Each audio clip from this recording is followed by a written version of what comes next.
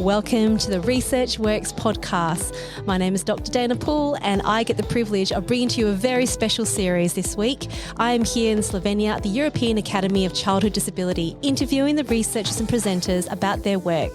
This is very exciting and I can't wait for you to delve into this whole research conference series. We hope you enjoy the series. Welcome back, everyone, to our very special series on Research Works podcast at the EACD Slovenia 2023.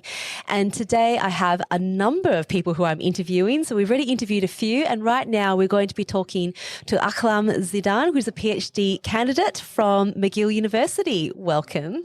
Thank you so much. Hi, welcome. Hi, welcome.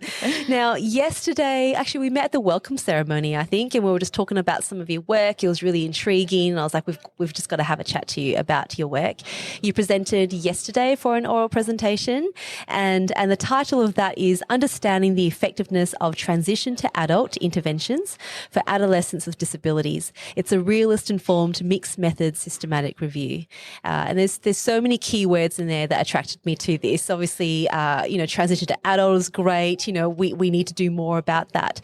But from your perspective, particularly as a PhD candidate, something drew you into this. What made you come into this area? Well, first of all, thank you so much for having me. And what made me come to this area? So I am a physiotherapist by training, and how I got in this field. One of the reasons is my youngest sister. She was diagnosed with cerebral palsy, and I started her journey. We started together the journey of rehabilitation. And what is that? What is physiotherapy? And at that time, physiotherapy was kind of still in the very early stages in Libya. So because I'm coming from Libya. So this is how I introduced it to the field. Wow. And literally her journey started to be my journey. Wow. And last year she finished high school and she was planning to what is the next? Yeah. What I wanted to do next. Big questions, yeah. And I remembered when I was in her the same time. It wasn't that, it was difficult. It was like a lot of what is next? It's a new phase and all of that. But for her, the experience was kind of different because of her disability and she has a vision impairment. She has also motor hemiplegia. So motor impairments and all of that.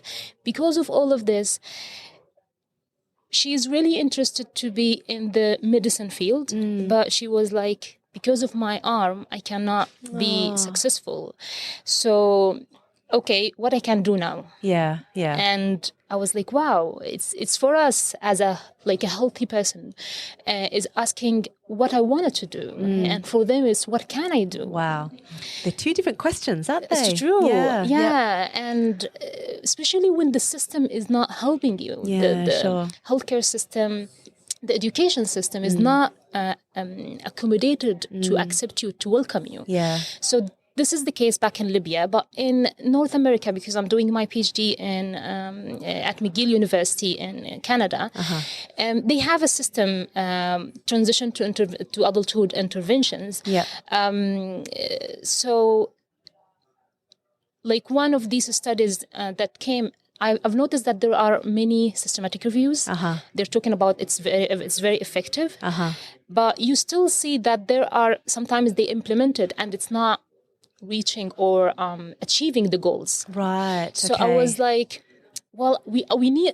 It's not the question if it's effective or not, because most of the time it's effective. But why in some cases it's not effective? What they do wrong? Yeah. So to understand that, especially it's a kind of a complex intervention because it's full of multi-layers. Yeah. It's not just one dimension. Exactly. Yeah. It's you have to consider the individual reasoning and why, if the patient, the child wanted to they have a motivation to move to the next step or not. The parents also, the system, is their educational and healthcare system available. Yeah. So it's a lot of levels. Yeah. So it's complex. And that's the thing. Like, it doesn't mean that it's complex means we can't tackle it. There are steps that we need to take, right, to be able to address it. And so I guess what you've done here in a systematic review to actually look at the literature is a really important step to be able to start the conversation and think about what steps we need to take. So within this systematic review itself, what did you find? Like, when we're talking about the understand the effectiveness of transition to adult interventions, what did that look like? So because I wanted to understand the effectiveness, I decided to go with a realist analysis. So it's a systematic review. It's a review. We're reviewing the literature, but I am having that realistic eyes or lenses, where I'm looking at the intervention at like different level, and it's not like it's a components, an outcome and context and the mechanism, all of this. The implementation aspect of it. Exactly. Like, can we put this actually into practice? How the context can trigger a specific mechanism, result in a specific outcomes. So this is how I looked at it through this systematic review. And I discovered that, first of all, the context, most of the people, they think that context is where you implement the intervention. But this is not just the context. This is part of the context. The setting is a part of the context. But the context is more than this. It is where you implemented the intervention, also the social values, the rules that's available there, the environment that's implemented, where the intervention was implemented. It's also the reasoning of people, the stakeholders who involved in that intervention, how their responses were toward that intervention. They believed in it or not. They felt like they have the support enough to commit or not. They believe that it might be there is a change or not. All of this, it's part of the context. So this is how I looked at it. And we found that it's really, you have to tackle different level at the same time. You cannot just tackle, for example, organizational level by preparing resources and that's it. You need to prepare and provide resources for transitioning to adulthood by giving training for the staff, the teachers at the school. So we need to think about how, so me as a physiotherapist, say I'm working with someone, I need to be thinking about who's involved in that person's life and educating people all around them. Exactly. It's not just about the patient. I'm applying something to the patient and it's done. No, it's like, it's also about how the patient believe in this system. What is actually the first question they should ask? What does the patient needs? That child. That child. What does that child needs? How they look at themselves in the future, where they see themselves, or at least the couple of years that's coming, you know.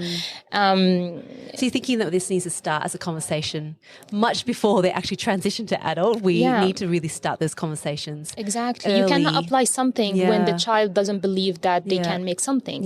Because at the end of this study, we discovered that the mechanism, the most important mechanism that resulted in a successful transition to adulthood is that the self-confidence, the confidence and the self-advocacy of the child, and they were able to believe in themselves and to say when they find a job or going to the college, they're able to say like, I need these accommodations. I have this disability, and I believe that I need these accommodations. I need them. So that's self-advocacy. Wow, that's such a big.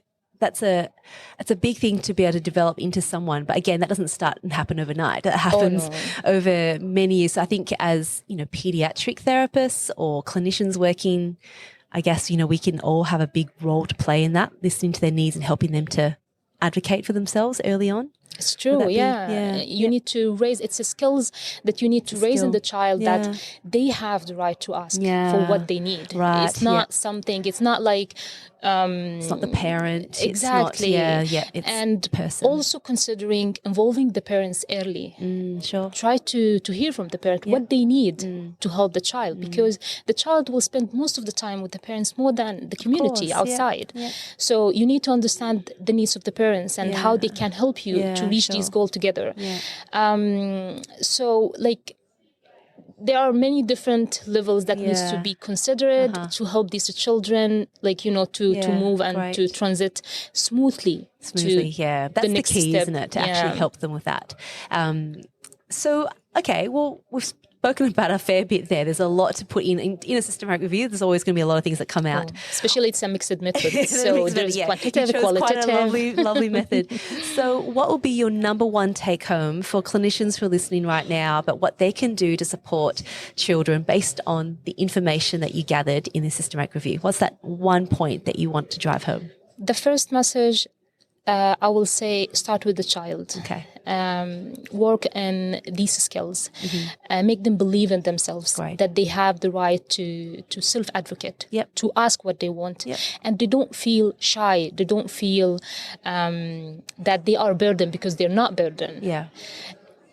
They have to start from this small system. After that, when the child, they feel like they believe in themselves and they believe that they have the right to make changes, they will ask for these changes from the organizational or the other levels, and they will start to make a change by improving the economy, because they have jobs, they are involved in the community, and we need to see them in the community, because this will help to raise disability awareness. Because one of the issues that that I read in these included studies, they are not able to integrate in the community, especially with their peers, because their peers, they don't know that much about their disability, so they prefer just to isolate themselves from them. Yeah, sure. But when they did interventions where peer mentoring consultations were one of the most important factors of that intervention, they discovered that the healthy or their peers, they said that now we know about their disabilities and where their needs. And we're not scared anymore, and we wanted to be engaged with them. And they were so happy to be helping and to be there and to make them understand, for example, like the environment of the university, the rules of the university, and to be friends with them. So that's why it's another thing that I really recommend: involve other students, other children, other adolescents early. Yeah, that's great. To have that integration, and the community integration. You're so right. We're hearing that more and more, aren't we, about integrating and thinking about the whole picture. That's been a big movement lately. You know, when you look at where the literature is headed, and what you're finding here is consistent with that. And that's just another layer, another thing to be able to say, this is really important. So congratulations on your work. Congratulations on doing your PhD. It's a lovely, lovely journey. So it was really lovely to meet you today and to share your research today. So thank you so much for coming on. Thank you so much for having me again. Thank you. Thank you. To all of our listeners, remember, I'll put links to this for you on our website, researchworks.net, and stay tuned for more, because there's just so much more to come. So enjoy the series, and I'll chat to you soon. Bye.